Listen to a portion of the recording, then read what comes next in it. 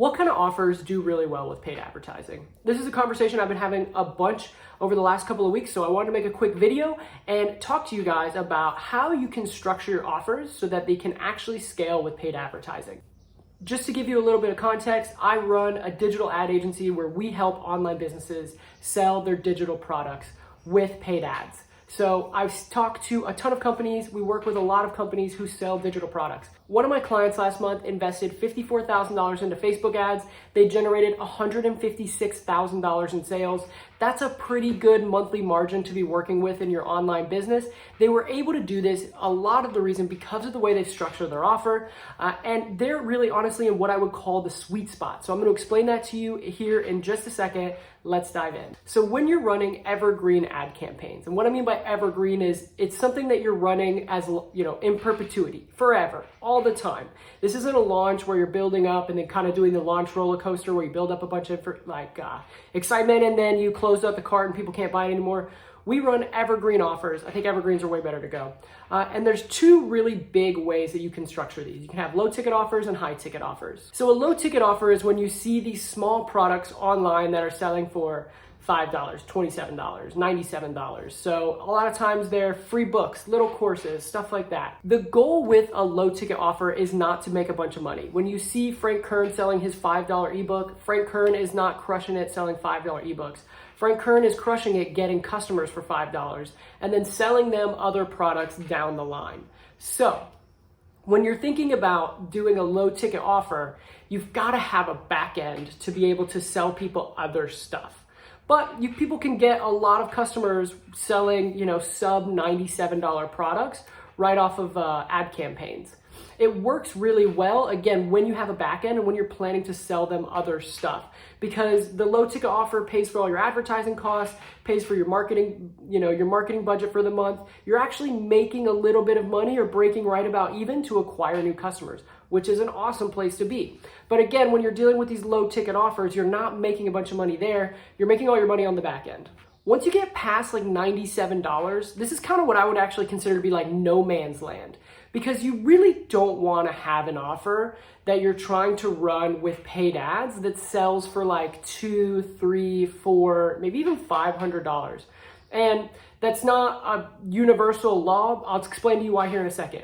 If you're trying to sell a $200, business consulting course, right? If you maybe sell something to e-commerce owners and you sell a $200 course and you're trying to do it with paid advertising, ads are expensive and it's gonna cost you a lot of money to acquire that next customer.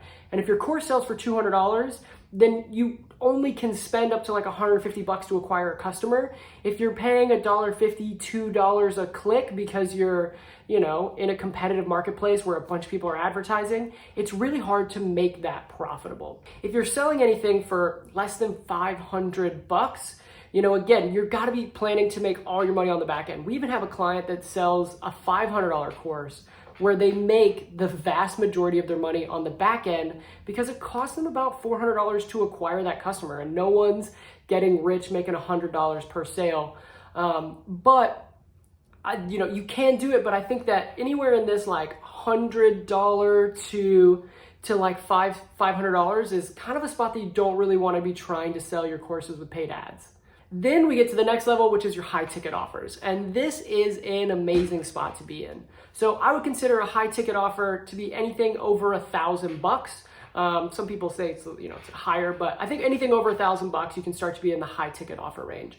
And a $1,000 course is a really good spot to be selling because you can actually sell a $1,000 course off an ad through some kind of sales mechanism, maybe that's a webinar or a VSL, some kind of sales process that takes people through clicking on an ad, getting an understanding of what kind of product you have to sell and then buying it. So I think anything over $1,000 is a really great spot to be.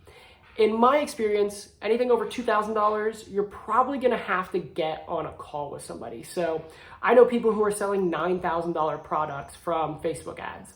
They have an ad that runs them to a webinar, but then they go to a call to book a call. And then on the call, they sell them a $9,000 product. That totally works. But once you start getting past $2,000, then you're probably looking at like booking a call with someone on a team to actually close the sale, which is why I think this $1,000 to $2,000 is really a sweet spot, because a $1,000 or $2,000 product you can actually sell off a webinar to somebody through a sales page in an automated process, which is really what a lot of businesses want. It's challenging to get that sales mechanism, that webinar up and converting for a lot of businesses, but once you get it dialed in, it's an amazing spot to be. At the end of the day, the more money you can charge for your product, the more money you can afford to spend to acquire a customer. And again, I think especially when a lot of people are getting started with paid ads, they don't really take into consideration the fact that you're gonna spend a lot of money to acquire this customer. So we've got clients that are selling $997 courses. It costs them $300-400 to acquire that customer. Where, like I said, we've got a customer selling $500 courses, cost them $400 to acquire that customer. They're making all their money on the back end. We've got customers who are selling $27 products, but it costs them about what they're spending on ads to acquire that customer. The goal is make all the money on the back end. So when you're thinking about how to structure your offer, and we're looking at pricing here, I would really think about how can you put something in this sweet spot of like $1,000 to $2,000 so that you can sell through an automated webinar. If you're just getting started, getting an automated webinar dialed in can be pretty challenging. So it can actually be beneficial to go to the higher end, sell over the phone, you learn a ton, you can sell higher ticket stuff, you can get profitable way faster, and then you can start to automate your process and get it more into like a streamlined delivery through a automated webinar. But that's just some ideas from everything that I've seen in the marketplace. Again, what we were just kind of talking about here, low ticket offers, anything under $97, that's really like a break-even product. No man's land, anywhere between like $100 and $500, I would just kind of avoid that with paid ads, unless you're in a marketplace like learn how to play piano. Maybe ads are super cheap there, I don't know. But we deal with a lot of like business coaching, business consulting, people who want to help other people grow businesses, and it's really expensive to advertise in that marketplace. So you're gonna have a really hard time selling a $200 course in a really expensive marketplace, unless you have a big brand and you're really able to sell well. But I think that's kind of no man's land. Higher ticket, $1,000 plus, $1,000 to $2,000 a sweet spot. Selling over the phone for $2,000.